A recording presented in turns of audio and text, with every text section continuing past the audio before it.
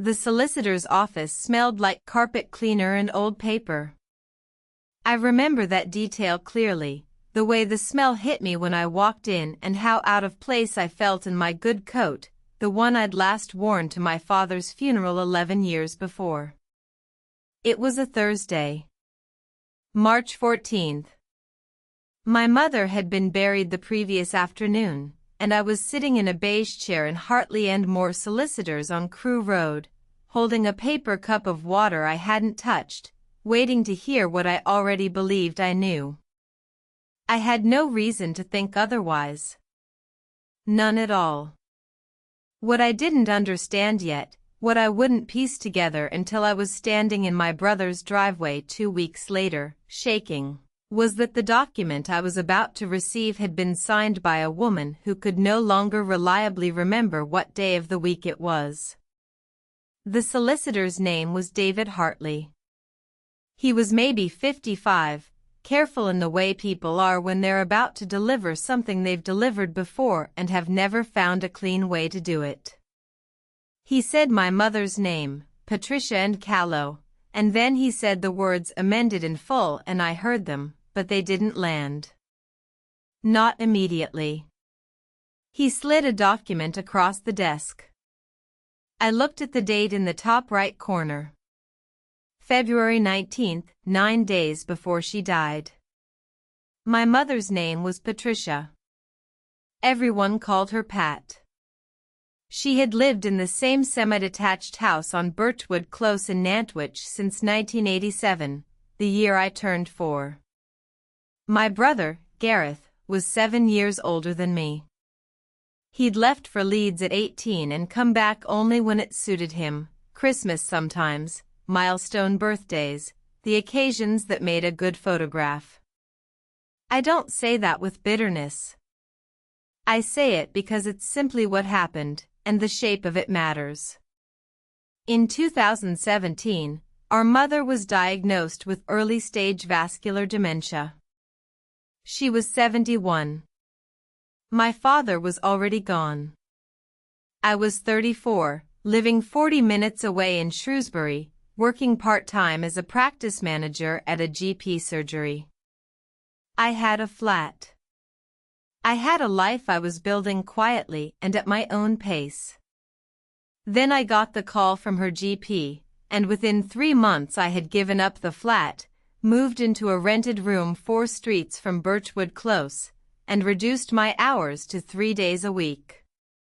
It wasn't a decision I agonized over. She needed someone. I was the one who could. For 6 years I was there. I tracked her medications in a spreadsheet I updated every Sunday. I attended every consultant appointment, every memory clinic session. I learned to redirect her when she became frightened and confused, which in the later years happened more and more. I cooked for her 4 nights a week. I arranged her care package when she became too much for just me. I held her hand during the hospital admission in October 2022 when she stopped recognizing me and called me by her sister's name, a sister who had been dead since 1994. I kept a diary. Not for any strategic reason. I just found that writing things down helped me carry them. Gareth visited 6 times in those 6 years. I counted. I remember each visit because each one left me feeling more alone than before he arrived. He would arrive with wine and a loud voice and he would sit with her for a few hours and she would brighten because new faces did that to her, and then he would leave and I would spend the next 2 days managing the disruption his presence had caused in her routine. He would text me occasionally. Ask how she was doing. I always answered. I don't know why I kept expecting that to change. The last 4 months of her life, her condition deteriorated fast. She was largely bedridden by January 2023. I was there every day. What I didn't know, what nobody told me, was that during those final months, Gareth had also started visiting more frequently. Not when I was there. When I wasn't. He had a key I'd given him years earlier for emergencies. He used it on Tuesday and Thursday afternoons, the 2 days I was at the surgery. I only know this because a neighbor, Carol Prentice from number 12, mentioned it to me at the wake.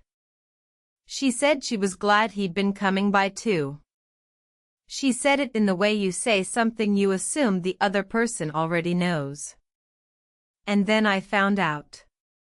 The amended will left the house, the savings account, £94,000, and everything inside that property to Gareth Robert Callow. Entirely. No division. No provision. My name appeared once, in a clause that had been removed. I read it 3 times in that office. David Hartley was saying something about the process.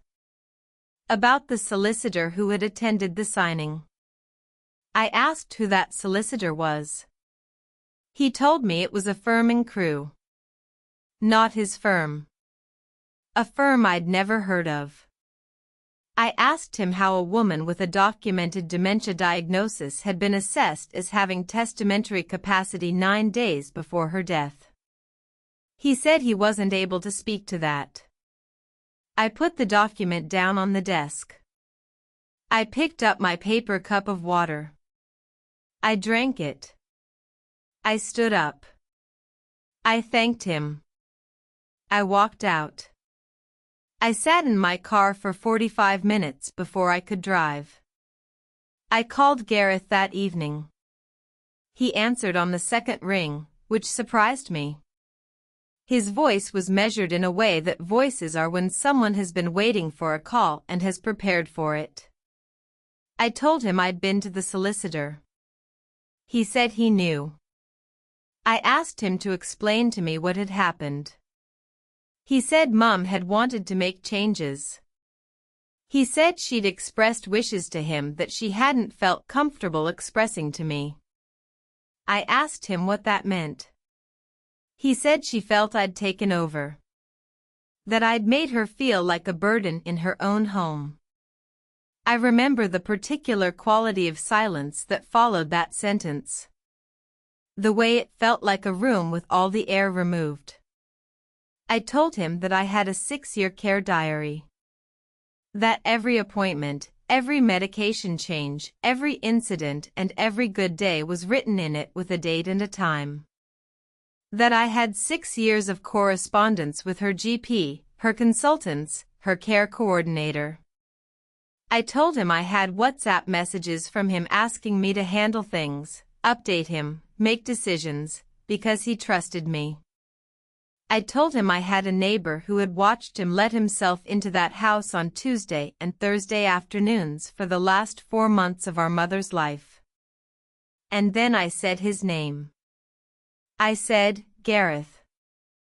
I need you to look at what you did. Not explain it to me. Not justify it. Just look at it. He hung up. I instructed a solicitor of my own 11 days later, a woman named Ruth Callahan, who specialized in contested wills and undue influence claims.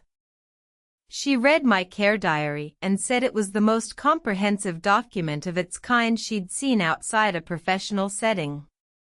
The case didn't go to full trial. Gareth's legal team made contact 8 months in, once Ruth had obtained the medical records from the period surrounding the will amendment and formally requested the attendance notes from the Crewe firm. The settlement was reached privately. I'm not able to give you the specific figure. What I can tell you is that it covered the legal fees and then some, and that the house on Birchwood Close was sold and the proceeds divided. Gareth and I have not spoken since the morning I called him. I don't expect that to change. I've thought about whether I miss him, and the answer I keep arriving at is that I miss the version of a brother I believed existed, which is a different thing entirely from missing the actual person. I gave 6 years to that house. 6 years to her medications and her appointments and her fear and her confusion and the sound she made when she was frightened in the night, and I was the only one there. I gave it without a contract. Without a promise of return. I gave it because she was my mother and she needed me and I was capable of showing up. He knew exactly what he was doing. He waited until she was too far gone to know the difference between love and manipulation, and then he walked through a door I had unlocked for him. That's not grief. That's theft. And the only reason it almost worked is because he knew I would never expect it from him. That is the part I'll carry longest, not what he took, but how well he knew me.